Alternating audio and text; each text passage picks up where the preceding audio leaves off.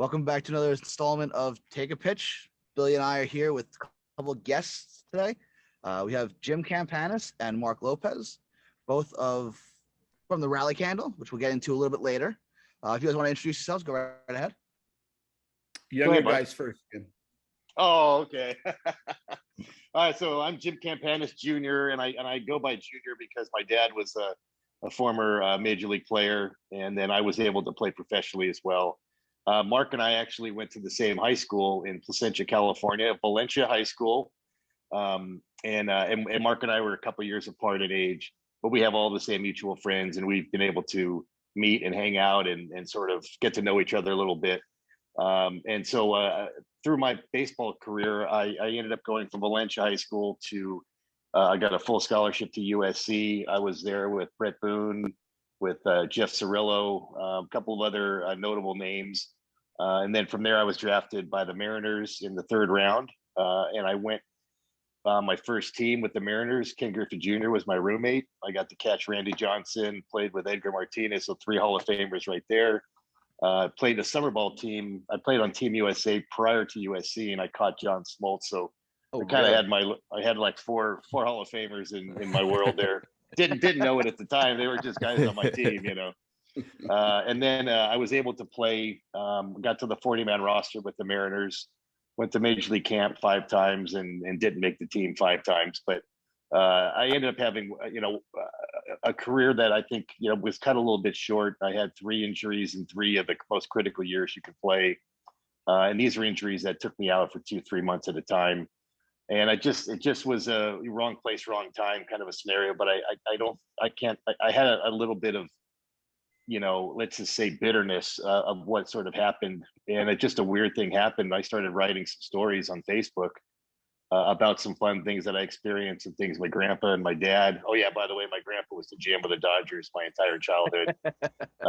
And I had the behind the velvet rope experience. I was bat boy and I would take BP with the team. And, it was just things that a lot of people, never get to experience. But anyhow, I ended up having sort of like a tough moment in life where I was kind of a lost soul. I was a baseball player for 28 years and now I'm not. And somehow I just started writing stories, and it was almost like a therapy session. And I ended up writing what amounted to be the #1 selling. There you go. There you go. All right. I got the #1 about 5 years ago, coming up on Father's Day weekend. It'd be the 5th anniversary of going #1. And it's been a game changer. It's got me to remember my love of baseball. And I'm coaching pretty much 6-7 days a week now and helping young kids, because basically I made every single mistake a baseball player could ever make, and I learned from it. And I'm trying to pass on that knowledge to the young guys. And I have a great group of kids. Nearly all of them are next level players, the high school guys. And then I have a bunch of college guys that I feel a few of them can go pro. So it's been a wonderful existence. And then of course, Marc comes to me with a question about a baseball product. And I'm like, well, yeah, let's do this, So I'll let Marc kind of talk a little bit about that. Sure. Well, that's a hard story to follow. I never made it to big leagues, but you were a good baseball player, though. I played under the same coach in high school that Brett Boone played for, Phil Nevin, Matt Luke, Brett Tomko, and that's Steve Galati. I think you know him very well, Jim. You might have played for him maybe once in a while. This came about so simple, but what my love is family, sports, and I shouldn't have done it in that order, but God is behind me in a lot. All my kids went to Cal State Fullerton. We're Titan family. We live about 2 miles away from the campus. So what better thing to do is, get in a business where there's a lot of sports. So we came up with an idea that we didn't know if it was going to take off or not, but we went forward with it. But what really helped me was just the atmosphere of people knowing what I was all about. A lot of positive attitude I had. That's what my life's been all about. I've had some tragedies in my life. I lost my wife to cancer 8 years ago, and she left me with a 4 fantastic kids, and one of them is Jacob, who has special needs, and that's where part of the proceeds of our funds go to. So if we could help anybody out there, it's great for me, and it's great, I know, for Jim. I've known Jim. I didn't really know him a lot until about 6 months ago, but again, we went to high school, the same high school together. He was a great athlete at Valencia and a great athlete at SC. If you look at his numbers, that skinny white guy right there with glasses had like 28 home runs his senior year at SC. So it kind of blew me away. But, you know, my thing is I just love sports. So we do everything from baseball products with candles to football, college football, NFL. So like I said, anytime that we could help the community, it's great. We donate a lot of product to people that really don't have the funds or the monies to buy these items. So we donate a lot of stuff to the community, and that's what it's all about for me, is just helping everybody out. And I think in return, Jim and Mike, they came to help us, and now we got a great product out there that we love doing. So that's my story. And we'll definitely get to that product in a little bit. But Jim, I want to start with you, because you had a wild baseball story, really, that goes back to your grandfather, who was the GM of the Dodgers. And you know, I was reading the book, and you in the book you cleared something up, that he wasn't fired by the Dodgers. Yeah, well, technically, you know, so he was actually, and I'll just go through the story because it comes up every single time I talk to to anybody about anything, seems like. But back in 1987, I actually had a day off from school at USC, and I had a girlfriend at the time, and we had a cabin in the mountains, and I said to the girl, hey, let's go hang out at the cabin, you know, on Monday night or whatever it was, and she's like, all right, so we roll up there. And then I get a call at the cabin from my mom, and she's like, oh, Grandpa Al is going to be on Nightline tonight. You got to watch. I said, okay, cool. And then my grandpa calls, and he's looking for my mom. And so he calls me, and he had already taped it. And this is, you know, right before it was coming on the West Coast. And he said, yeah, I said some things on there that people might misconstrue. I want you to watch it and give me your opinion. And I was majoring in sports information at the time, which is a branch of journalism. And the girl that I was dating was also a journalist. So we start watching the Nightline episode, and he starts talking about some of the lines that sort of became sort of famous or attached to that. And one of the lines is "lack the necessities," right? That was one of the lines that went in terms of why weren't there any black managers or as many black coaches or general managers.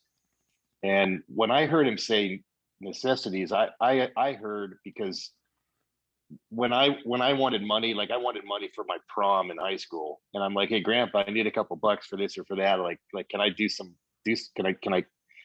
can I work for it? Because he wouldn't just give me $100. He was the kind of guy that would say, well, yeah, if you go out and do some gardening for 8 hours, I'll give you $100. And that's what I did. I was 8 hours of gardening in his huge backyard, and here's $100 bill.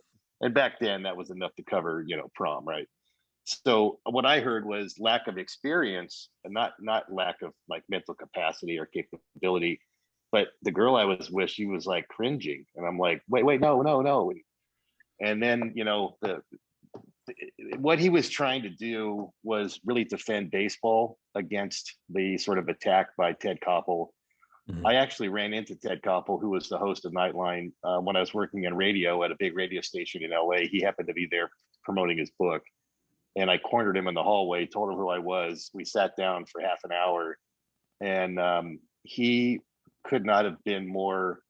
The only word I could say is he felt guilty about how he sort of really canceled my grandpa. And most recently, he was on a CBS program talking about the cancel culture that is pretty alive and running today. And he used my grandpa as sort of the guy that invented the cancel culture. Like, this guy got canceled overnight. He was a guy who was at the top of his field. A lot of people argue that he should be in the Hall of Fame. He signed Sandy Koufax. He signed Roberto Clemente to the Dodgers, by the way. And so there was a great track record for this guy, a guy that roomed with Jackie Robinson, a guy that had a number of minority friends and colleagues, and he will forever be known as a racist, and I heard that every single at bat. I heard people ragging me in Japanese. I heard people ragging me in Spanish. I knew just enough about what they were saying, or I could assume what they were saying. And there wasn't a game that I didn't play, that I played that I didn't hear somebody try to get on me about being a quote racist or coming from a racist family. And what they didn't know is that, some days I might have been sort of, let's just say, sleeping or a little bit less into the game as I should. And when they started ragging me, they just woke up the bear and I kicked some ass. So I use that as positive reinforcement. And I think a lot of people now sort of realize that that a lot of what he said was not directed in a racist way. It was directed more of an experience sort of way, like lack of experience in that. More how you heard it. Yeah.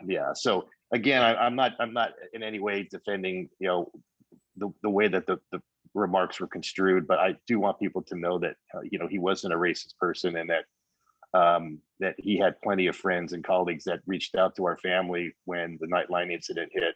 And to this day, I have people that my dad's friends, my grandpa's friends that are still alive. They would say, "Oh, your grandpa got railroaded, and it was an unfair thing." So that was definitely one of the tougher moments. I happened to be a sophomore at USC at the time, and we had a game against Arizona State that first weekend after the incident, and it was just on. They were interrupting TV shows to have news breaks about what was next, and this is now just making it even bigger. So it was a real challenge to go up to bat at Arizona State with the whole crowd, and our third base coach was Don Buford, an African American guy, ragging Rodney Peete, who was our USC quarterback, an African American guy. And that's the part that really got to me. Like, my friends and coaches were dragged through the mud because of this situation. But both of these people came up to me personally and privately and reminded me that that they cared about me and cared about the outcome of my situation more so than them getting abused as well. So it was quite an unusual experience, and I think that also made me tougher. And because of this incident, I read somewhere that it's part of a reason Dusty Baker is a manager now, in some indirect way, right? Well, and Dusty will be the first one to tell you. And actually, I know Dusty, and he would be the first one to say that. Thanks to Al Campanis, I was able to, get a job managing probably 10 years earlier than he maybe would have had this not been more, had it not blown up in the 80s. And so he kind of felt like he was one of the guys that was in the right place at the right time in reference to, he was going into retirement about the same time or toward the end of his playing career, and he wanted to stay into baseball. And so one of his first, jobs as a manager, he feels was a direct result, or him even being interviewed was a direct result of the quote Al Campanis interview. Interesting. You mentioned some Hall of Famers that you played with or were around. I read in the book, and the book's called Born into Baseball. By the way, people should go get it. It's a good book. That you started in Winter League over a first ballot Hall of Famer and a guy that some argue, especially around where Billy and I are, could be a Hall of Famer.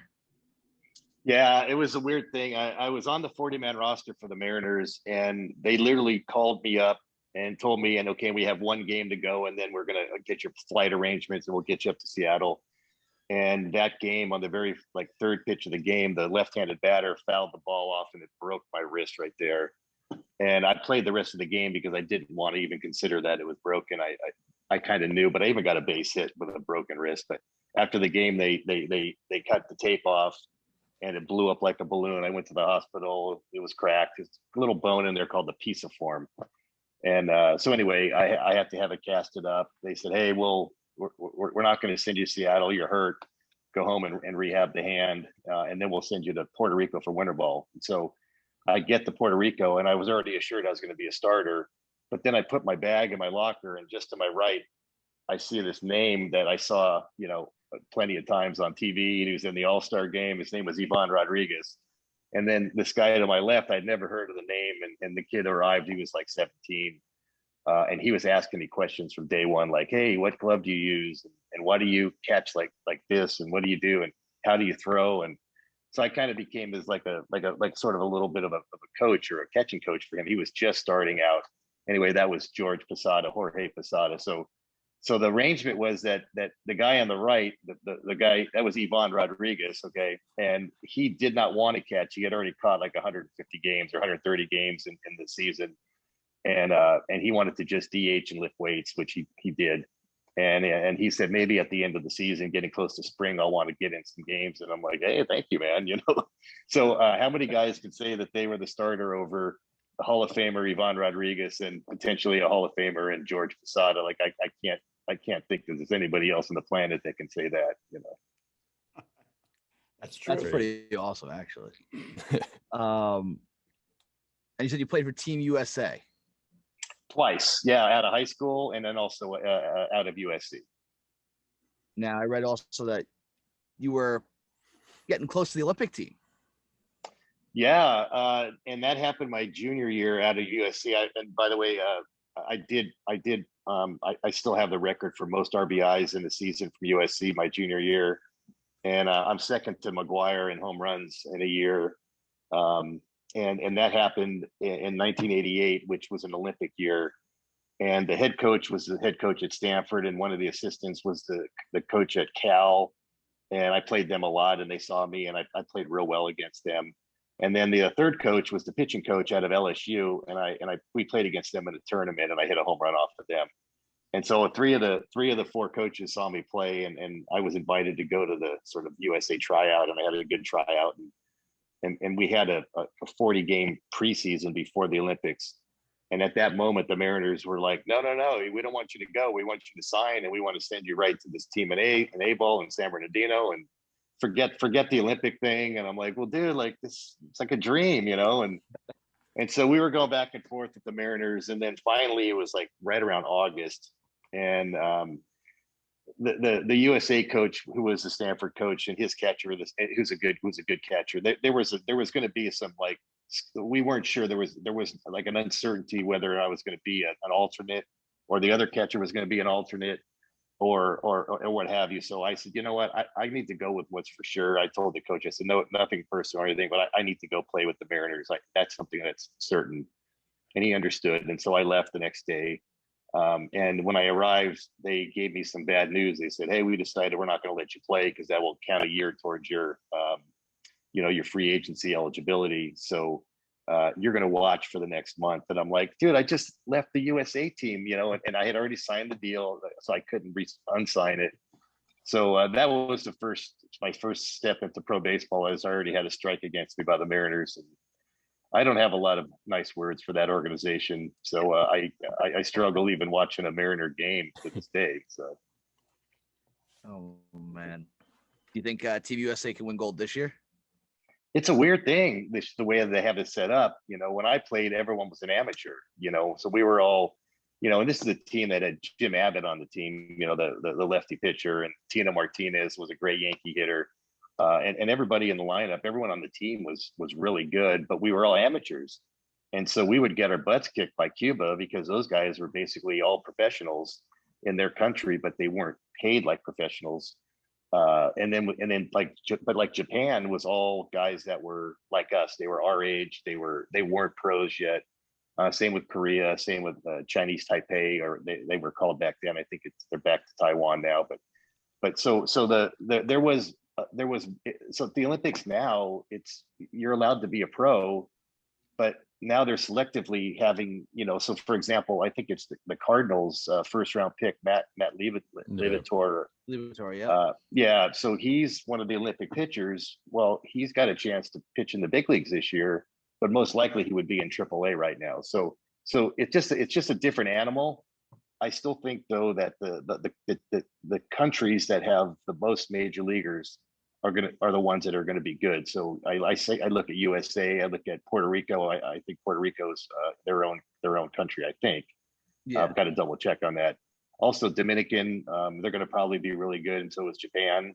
You know, and I would imagine that Korea could be in the mix. But you know, back when I played, it was really a 2-horse race with us and Cuba, and now I think that's going to be a lot. It's a lot different now.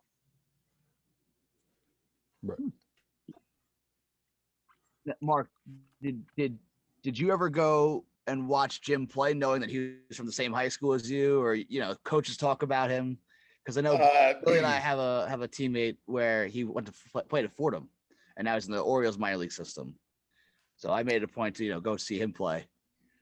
Well, first of all, I will tell you, if Jim's grandfather and Jim were a reflection of each other, his grandfather was a great man. Jim, I love Jim. I've known Jim. I've known of him since his freshman year at my old high school, and I did see him play ball. I played baseball the same field he did.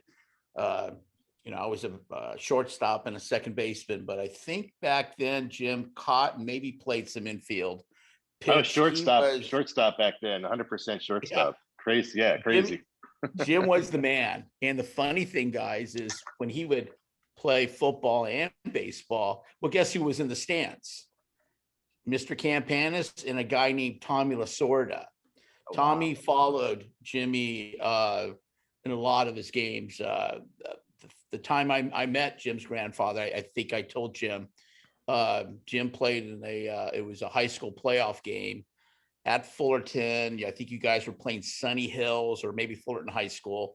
Jimmy was quarterback, and my brother was calling the game. He was the announcer for Fullerton College, their broadcasting system.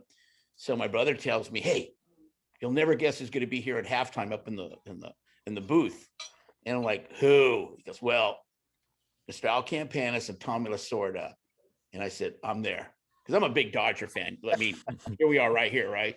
Yeah. So I think that was one of the few times where I saw Jim play. I really didn't go back to my high school to see the games. When I did, I was checking out the cheerleaders, not the football players. You know what I mean? Because I was still young. But Jim was a great athlete at school. When he left, a lot of people followed him. I followed him to see what he was doing nowadays. And again, our little community here, we live in the city of Placentia, where we all went to school and grew up. It's a really tight community. So when a guy named Jimmy Campanis goes on to play college, a guy named Ray Polaris, who was a great running back out of our school, we keep track of these guys. So when we started this product, it wasn't very tough to get a hold of Jim. He's well known still throughout the community. He's a great baseball coach now. He gives lessons to a couple of kids that I know. Their parents love him. So getting back to the question, did I see him play? He was a lot younger than me, but he was an idol. He was an icon in the city and at our school. And when you mentioned Jimmy Campanis around, people know who he is after 30 something years that he's graduated from high school. So I hope I'm not making him blush, but he is a good guy to have on your team. Too late, by the way, but thank you very much for the kind words there, Mark. Anytime. Let's talk a little bit about the product. The product is the Rally Candle, right? It's a candle in a baseball helmet. That's right. How did that idea come to be? Well, let me tell the story, Mark, because this is Sure. kind of the so Mark called me and we had a talk, and I'm in marketing and advertising now. That's what I started doing after baseball. I got into radio first and then sort of spun into the agency side. And anyway, I know just enough to be dangerous in a lot of things. And one of those is licensing. And I've been down the road before with licensing with the Dodgers, because I work for the Dodger Radio Network, the Laker Radio Network. And a lot of companies, they want to use that logo on their advertising to, get the fans of those teams to buy their stuff, right? Mm-hmm. And so I'm like, well, you can't I go, Mark, like you got to have a license to do what you're suggesting. And Mark was suggesting that he make candles inside of these sort of helmets that we've all eaten ice cream out of. You know, happens to be the dreaded giant one there, Mark. But the idea, you know, I like the idea, but I work with a friend, and Mark alluded to Mike a little bit earlier, who I partnered with this, and we share an office together in nearby Placentia. It's a little town called Brea.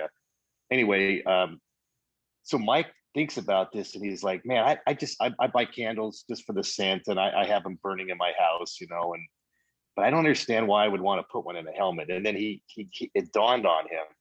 He's like, it's a rally candle, because when you're a baseball player, we're all superstitious, right? The fans are superstitious, and we would always, anything that we could do to spark a rally, like when I was in college, we'd take our hats off and we'd flip them upside down, like groveling to the baseball gods to give us a hit.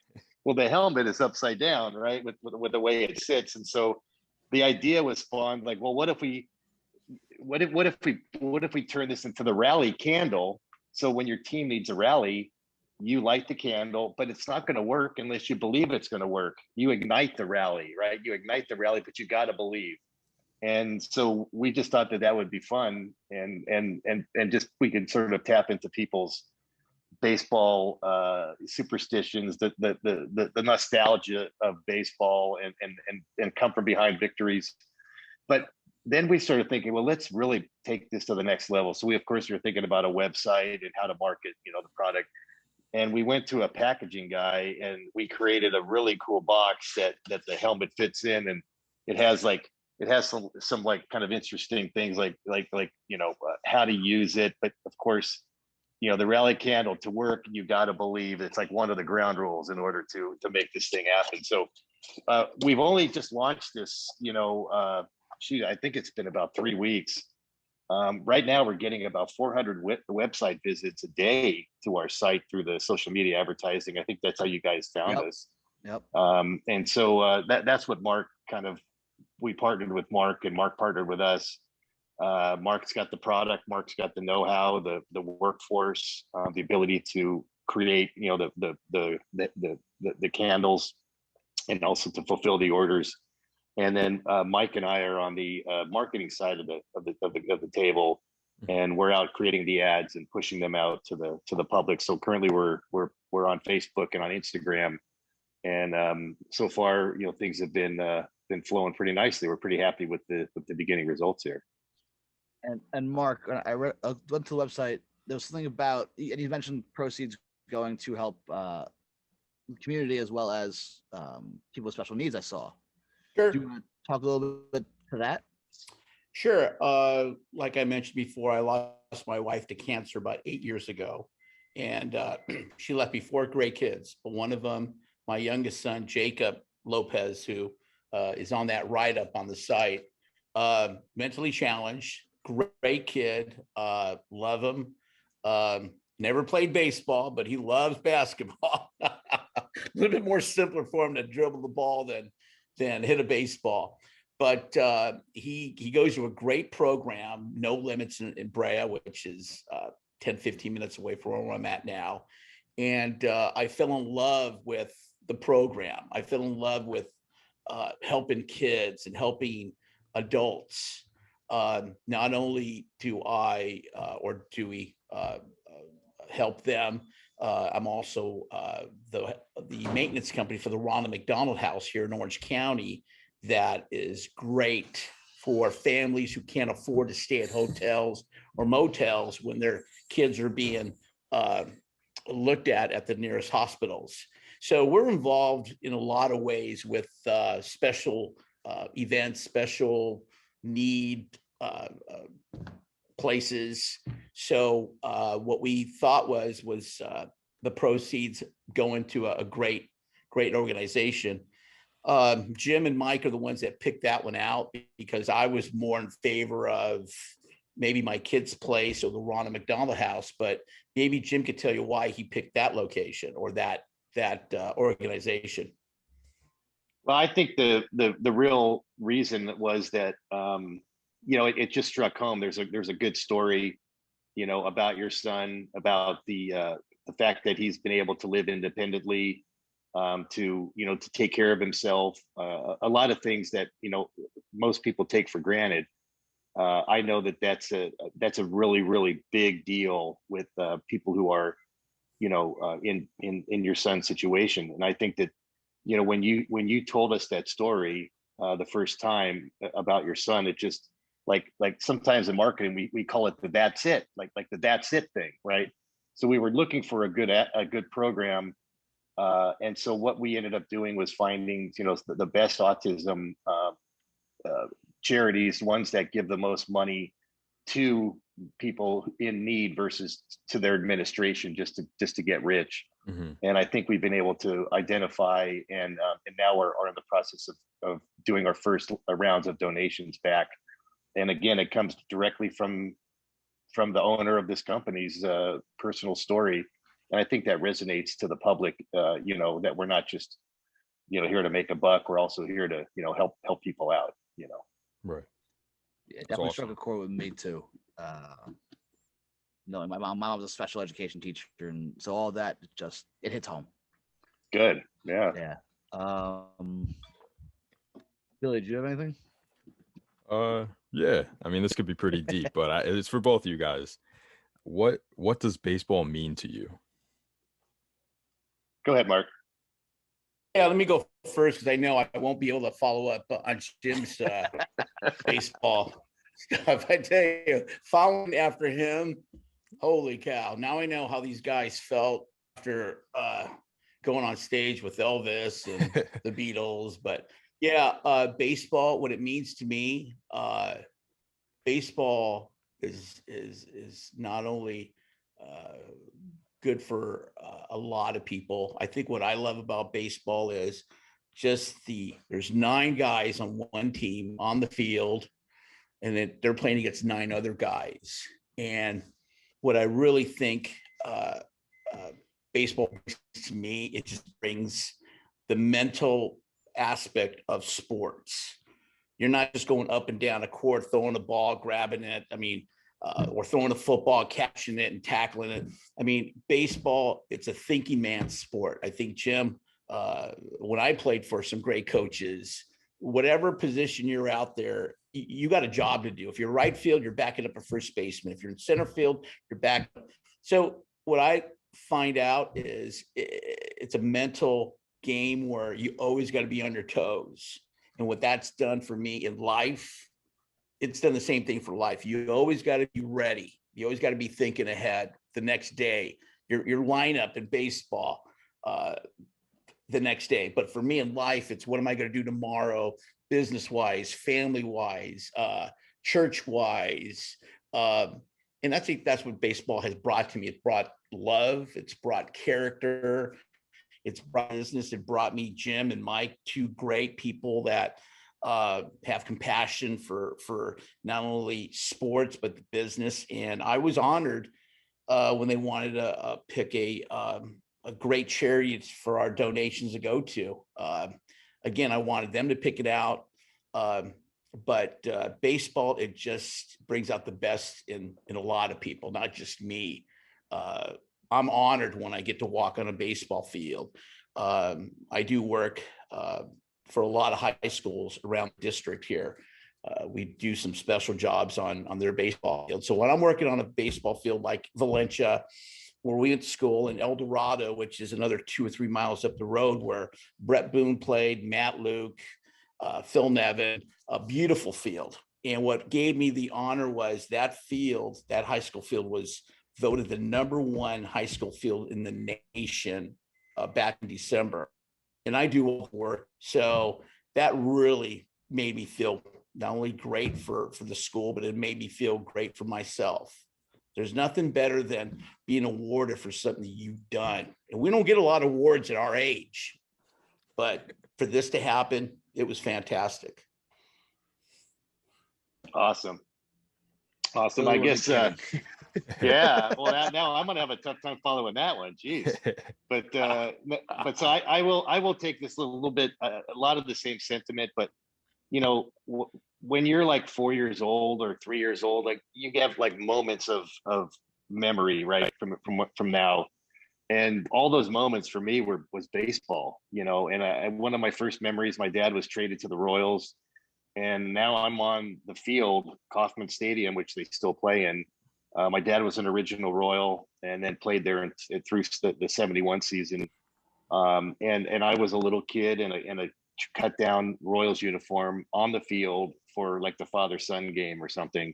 And then fast forward, you know, I'm now being a bat boy with my dad's AAA team with the Pirates when he was traded.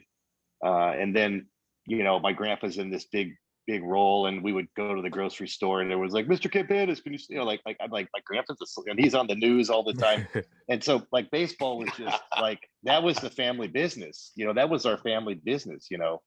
And when you think about like, it just started like that's why my book's called Born into Baseball, is because literally I don't know anything else. You know, a lot of people are born into business or born into, you know, their moms and dads are teachers. You know, there's a lot of different ways of growing up. I just happened to grow up on a baseball field.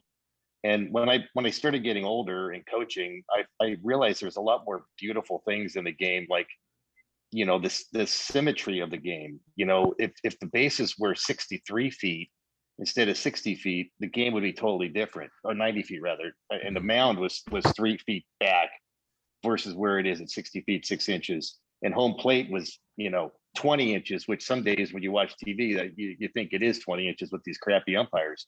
But the idea is how beautiful the game was constructed. You know, the double play, the bunt, the suicide squeeze, the hit run, all of the strategic things that go into it. It's almost like you're a general when you're the manager, and you're trying to get your troops to, you know, invade the other team's home, which is home plate. You know, it's a lot of really cool mental exercises that go into it. So I really just always resonated with baseball, even though I played quarterback, which I felt like had a little bit of a similar strategy. We're trying to, you know, figure out a way to beat the opponent. But, you know, when it comes back to baseball, you know, there's nothing like hitting the ball in the sweet spot and watching it soar. And there's nothing else to this day that gives me that sense of gratification of crushing one, you know. One last thing, Jim, I read in the book, Joe Madden gave you a second chance at baseball. Yeah. What was that like? Just especially now seeing him have the successes he has had, knowing that he kind of believed in you. So it was one of those moments in life. I was having a decent spring training. I thought I had, you know, but it was at that point where I was like 27 years old. I was coming up on my 27th birthday. I'm no longer young. I hadn't played in the big leagues yet. And they had these guys coming up, you know, these catchers coming up from being drafted a few years earlier than I was.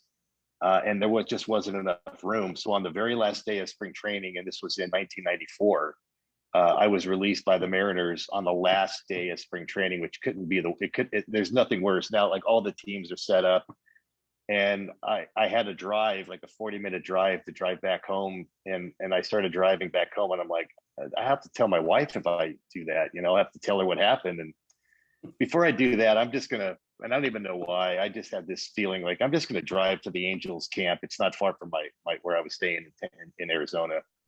And I walked through the doors of the Angels camp, and I hear this, "Hey, Campy, what are you doing? You should be in AAA right now." And I look over, and Joe Madden. And I didn't really know who he was. I just knew he was like the minor league director at the time. So I go into his office, he sits down, and I see him. He goes, tell me what's going on. And I told him the story about being released. And he's like, well, let me understand what you're saying is that you're ready to play for us. And he hands me a contract.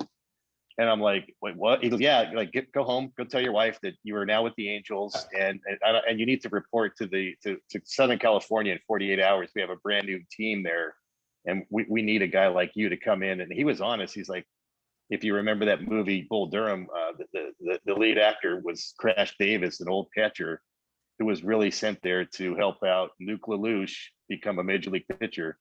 Well, that's what they had me do. But I was Crash Davis to a guy named Todd Green, who went on to play a while in the big leagues as a catcher. And then about 4 of the pitchers on that team got to the big leagues. And so I was sort of like the second coach.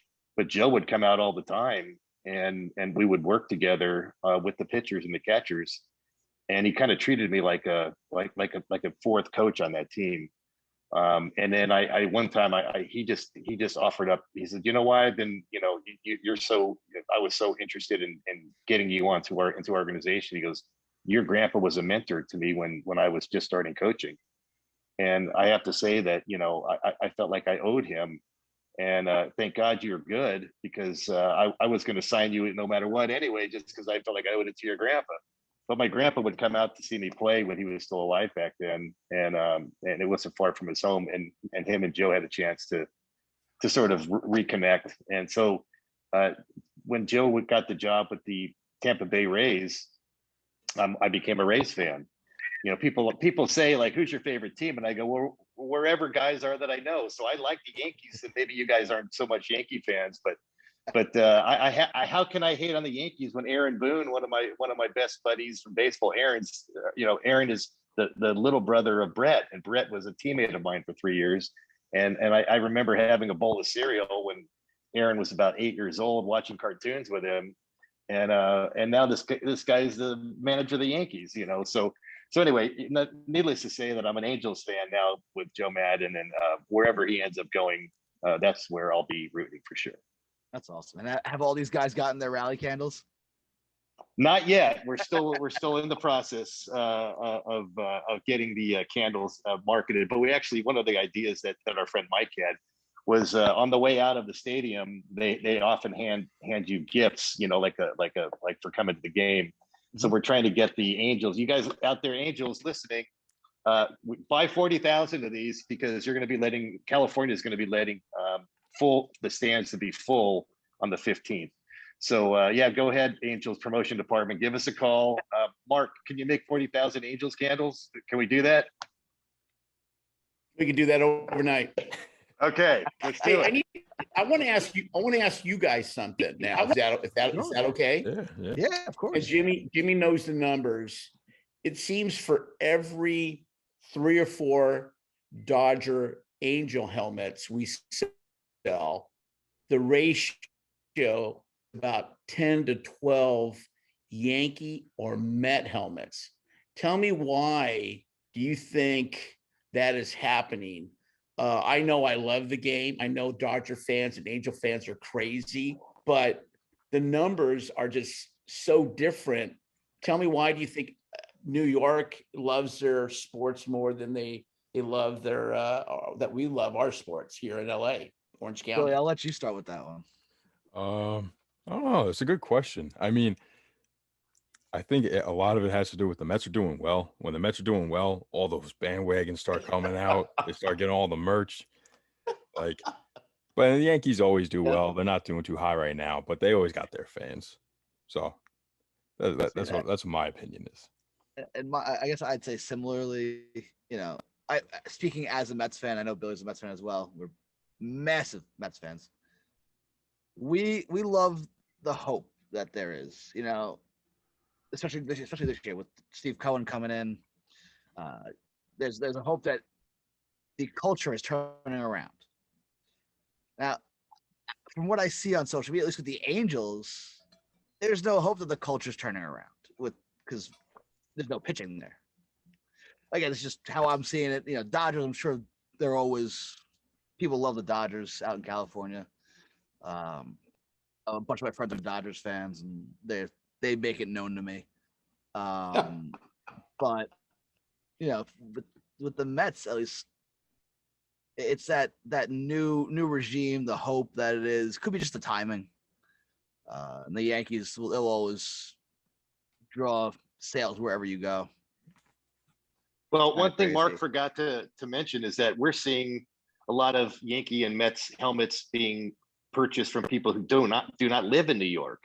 Really? These are a lot of helmets are being sold even in California for their Yankee fans, that are Boston fans, that are Mets fans.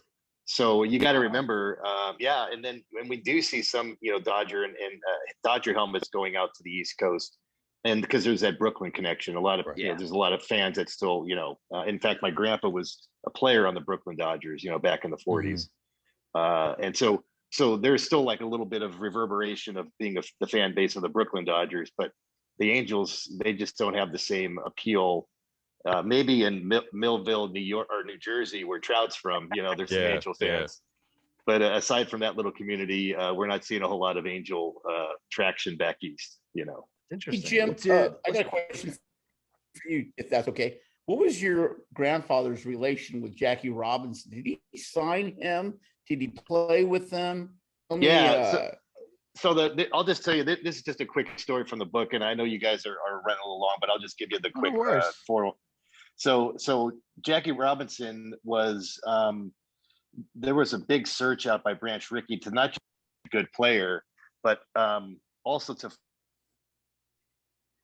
there. But anyway, so Branch Rickey was on this lookout, and he was looking through the Negro leagues on, who would be the best candidate to come in and be the first, African-American baseball player. And there were some other players in the league that were, let's just say at the time, better players, but Branch Rickey really needed to understand that person was going to need to be able to handle going through some absolutely terrible situations, the Jim Crow era, a lot of resentment on the other team and even on your own team, dealing with even your home fans not liking you.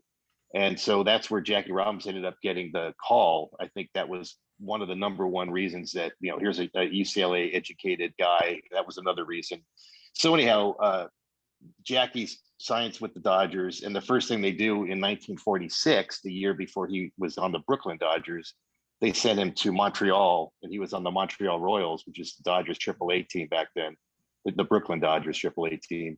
And Branch Rickey called my grandpa into the office. My grandpa was a All-American football player, actually, at New York University.